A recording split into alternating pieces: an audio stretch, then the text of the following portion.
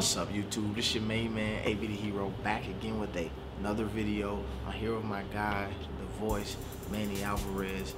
And we gotta talk a little JBA action for y'all right now. Big news jumped off last night. LaMelo Ball returns to high school basketball to take his seat on the throne. That's what I believe. Many people are saying he immediately jumps to the #1 player in the nation. I mean, how do you take a year and a half off and then just jump from #1? Very rare to do that. I think that's has to happen. You have to, after the first 2 games, I believe that whatever recruiting website is out there, if you're talking high school basketball, you have to put LaMelo back at the #1 spot.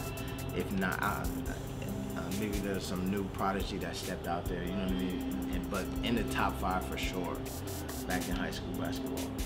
Oh, for sure. I mean, I saw that guy as a sophomore, and he was the best sophomore out there. People are saying, well, yeah, but he's going to struggle because, now he's playing with the best of the best. Wasn't he doing that overseas? I mean, he had to play with older players because his sophomore year was making it look like he was still candy from the baby every time. 92 points in the game, I mean, that's unheard of, and he did that as a 15-year-old. So it's easy. The fact that he's coming back to play against a bunch of 16, 17-year-olds after playing a bunch of, people in their 20s. 28, 30. The oldest player on the last team we played was 35. Yeah, it's like stealing cane from the baby and then taking the baby out and taking the cart with them. So. Yeah, exactly. I agree with you 100%. I think that it's going to be easy, and I think that this will be good for a lot of folks who are skeptics of his game to see him in a different system. Because I always say that this system that they playing here is one that builds just instincts. You know what I mean? Like, you're playing so fast, you have to decide if you get in the bucket, if you're dishing it so quick that once the game slows down, it's like you're in the Matrix. You know what I'm saying? You're in bullet time right now. You're moving, everybody else is moving that way slower than you are. And I feel like that is going to be his advantage. He's so used to playing so fast. Also then versus really, really good competition that playing in high school, where you may have 2 guys on the other team who go on D1 and the rest of them are living their glory days, you know what I mean? I wish they could be over here playing overseas somewhere. I just think he's going to dominate. Exactly, and then, it's not like he's got an easy schedule. He's got Oak Hill Academy, he's got one of the top players. His last name's Anthony. Cole Anthony, that's going to be a fantastic matchup. They played in Tarkini Classic in Las Vegas, one of the top tournaments in the country. So, he's going to play top competition, but it's not like he's going to be rusty coming in. Facts. But that's to my point a little bit, is that out of the whole schedule, you're going to play Cole Anthony. You know what I mean? That's going to be the competition, that matchup, Oak Hill. But then in high school, you got a school after school where it's who you playing? Here, every roster that we look down, it's oh, national player, played on the national team, did this, played over at Oregon, played over here. You know what I mean? You just have guys who are a little bit more seasoned, but I'm glad he's going there, not back to. Not trying to knock Chino Hills or anything, but if he goes back to Chino Hills, he's going to be playing, because that was a tough league when he played, because I covered the Southern California basketball. Etiwanda and Damon were legit basketball programs. When we played Rancho Cucamonga, which is a good team, but not in Chino Hills' league. Los Osos and Upland, it was, like I said, taking cane from a baby. He scored 92 against Los Osos, but people were like, why is Los Osos playing Chino Hills? They don't belong in that league. So he's going to be actually playing real competition. It's not going to be 100 points a game, but he's going to put some. Oh, he's going to go for it. He's going to easily average a triple-double. Yeah, easily. I think, too, and I would say this, I think that one of the biggest misconceptions that I'm hearing from people is that this was what he needed to do to solidify his, draft stock. Because there was the competition in these other places, or what is the thing I heard? Scouts don't know the competition that he's playing across seas or in the JBA, so he needs to go back to high school so they can be kind of reevaluated. And I don't necessarily believe that's what the decision is behind, you know what I mean? I think it's more about going back, finishing what you started, getting that paperwork, going to high school, graduating, reclaiming your spot at the top of the recruiting board, but not so much. I don't believe that it's a decision based on like we need to see you play against real competition. No, of course not. But you know, like, if the scouts weren't taking a look over there, and it's definitely a bias thing, and I don't want to be too harsh, but I mean, there's people that don't want to give any JBA players the edge. Maybe perhaps because they got ties with NCAA or the NBA. I mean, so that might be the case, which is completely unfair to the opponents we face and guys like Curtis Hollis and Jarrell Springer, Melvin Davis, and Jello, of course. But if they weren't scouting him over here, they missed out on a lot of fantastic games. They missed out on him growing, especially after the whole situation against Zukia in Lithuania. I think that from watching him, and I'm not like you who I've watched him play for years and years, you know what I mean? Obviously through YouTube and seeing clips like that, but watching live the entire JBA season to now, I feel like I've seen his game elevate to like level after level after level, and where he's at now is kind of on another level. But I highly doubt that there was no scouts who like caught him over here, right? Or that NBA scouts don't understand the international basketball enough to be able to judge the numbers and see what he's been doing.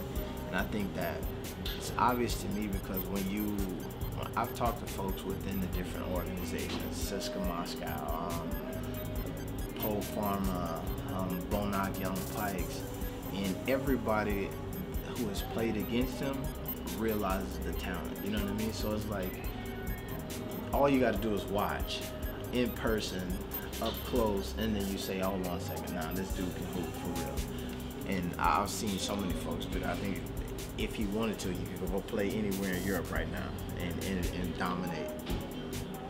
But so the question here now is, you're losing one of your key pieces as a JBA USA squad. The key piece as a JBA USA squad at that point guard position. A really do-it-all guy. How do you think that they fill that void like right now immediately? Who does that? I can see Jarrell Springer taking that void because really with Jello and Melo, that left the door open for Curtis Hollis, and he took advantage of it. Now it's like, okay, we're going to shut Jello and Curtis Hollis down. And while that's happening, Jarrell Springer's going to step up. Now, obviously, his back is a concern. I mean, after what happened against the Young Pikes, and then the last game, he didn't return. So if he's healthy, he's going to get the Curtis Hollis looks, and he's going to hopefully take advantage of that. I can see Jordan Ray. He really didn't get that many opportunities the last few games, mainly because that ankle injury was still bugging him. But he really shined big time in that last game, filling in for Jarrell. He's gonna be the new. I really think he's gonna be in that starting lineup now. He's no longer that sixth man or the guy that has to mop up the floor when there's a mess. I expect him to hit the 30 points a game. Once he hits those threes consistently, he can't miss. Yeah, I agree with you. I think the number one option is you put Jarrell Springer at the point guard and let him run the show. I think he's going to give you, right now, the best Melo impersonation. He's going to get you the boards. He's got a guy who can facilitate a little bit, get people involved. I do like Jay Ray is moving over to like the scorer role, you know what I mean, taking that, running the floor.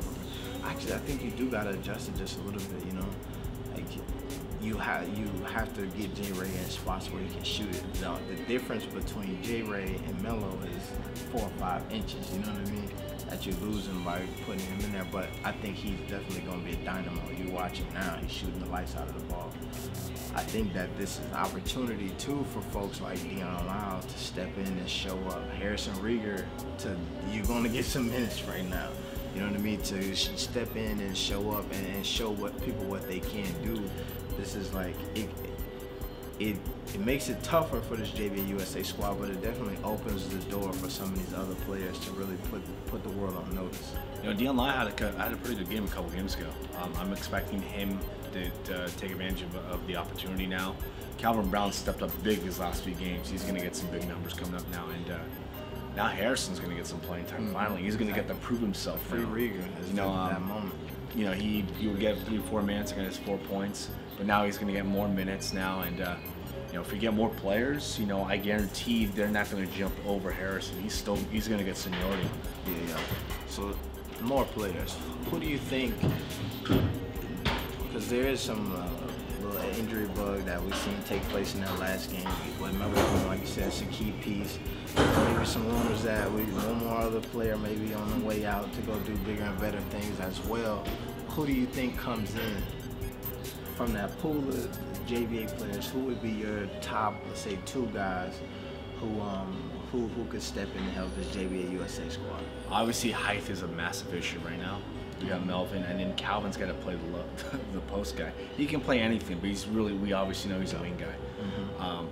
I would go Trey Abdullah-Booker now. I'm sure if people are thinking, who the heck's Trey Abdullah-Booker? Yeah. He only played like 2 games, I think. Or like, no, he played like 2 regular season games and then played playoffs. Yeah. So he got a cool 5 games in. Yeah, so he's not that well known, but I mean, he played a very important role for the Seattle Ballers. Had he played that whole year, I guarantee you, maybe Seattle would have won that thing. But he's a big guy that helped big late in the season down there with Cameron Clark for Seattle, so I think he can play a big role. Charles, obviously you'll get familiar with Charles O'Bannon. And then up front, obviously, Jello's doing a little too much right now because he's got to play down the post and play in the wing. And his ankle was I mean, it's not like his ankle's destroyed. He's just a little banged up, and obviously Jordan Ray possibly might get banged up later on in that ankle, and then obviously with J-Rel. I could see Jalen Nixon get an opportunity to come down. I mean, he was one of the guys where I thought he wasn't guaranteed, and I saw the roster and I was shocked that his name wasn't on there. Yes. I can see him getting an opportunity and really stepping up. If there's going to be one player who's going to get more playing time than Harrison Rieger, it might be Jalen Nixon. And he might, because he might be that new Jordan Ray, coming off the bench him up and throw when needed.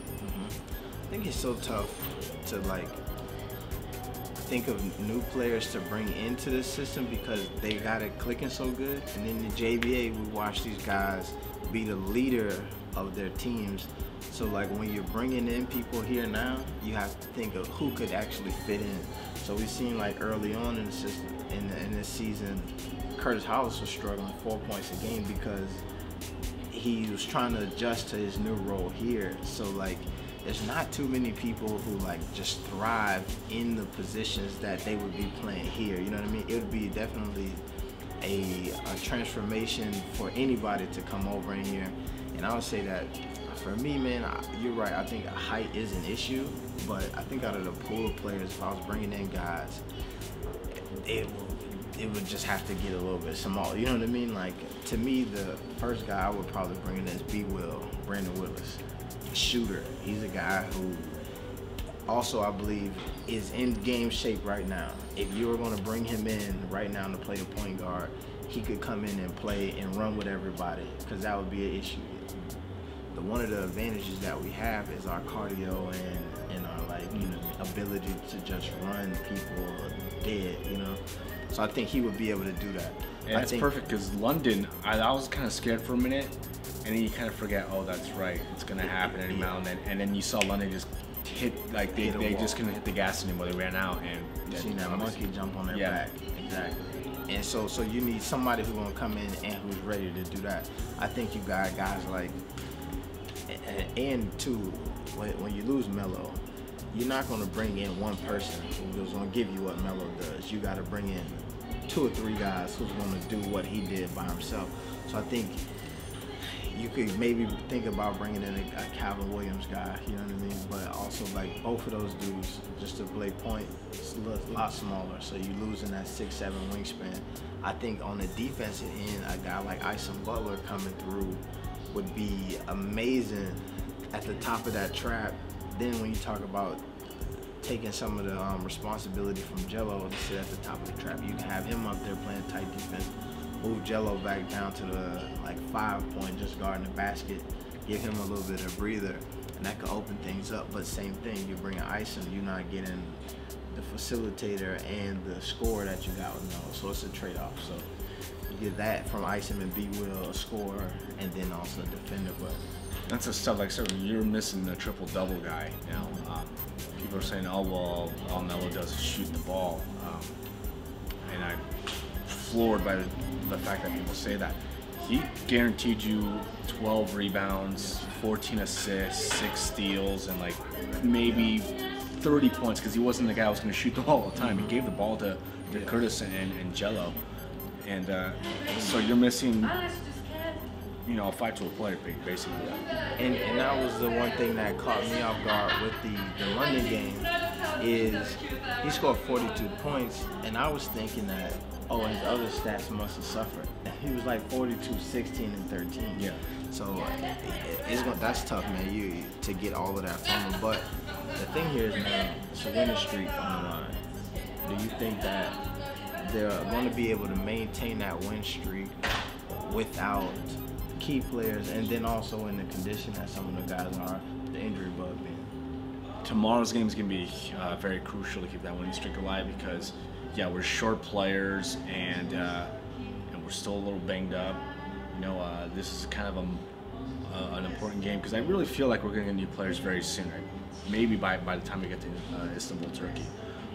So tomorrow is very crucial. Luckily, we are playing a very young team, but I mean, we can't just assume this is a W. You know, I think we lost one game.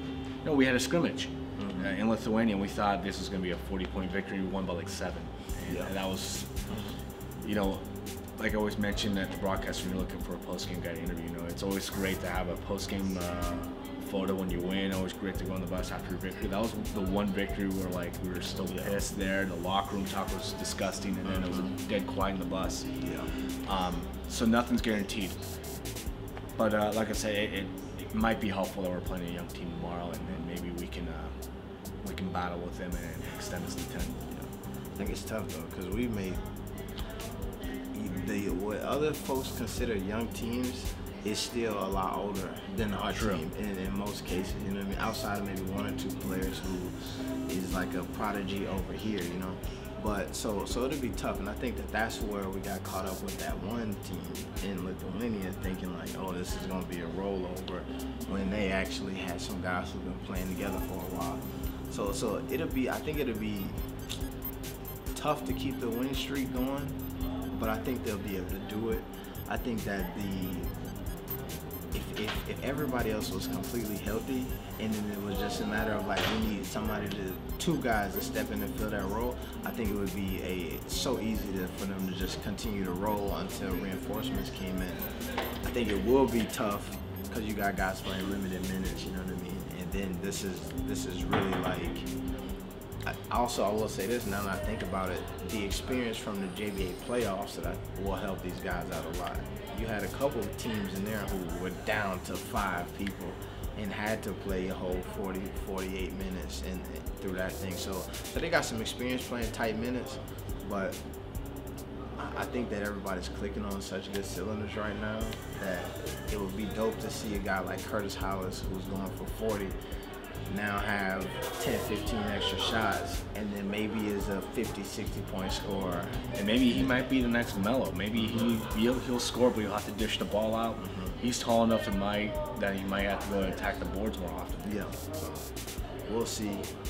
But all right, folks, that's a little, you know what I'm saying, conversation with me and my guy, you know what I'm saying, Manny Alvarez, the voice. But let me know down below in the comment section, who do you think is going to step up for this JBA USA squad to replace Melo? And then who would be the JBA player from the pool of 64 that you would love to see get the call up and the opportunity to come play JBA USA? And I know there was a moment where we were talking about in the broadcast, who do you think is going to come up? And obviously the thing was no one was going to get called up. They were going to stick with this. But now that we have such a little roster right now, like we have no choice. We have to get players called up. And right now they're still in the discussion as to who's going to go up, who's going to come over here and play, and who they should just kind of push back for next time. So this is really happening. We're not just saying let's play pretend, you know. But hopefully your guess is correct, and we'll see them hopefully in Turkey. All right, folks. It's your main man, HERO. We out.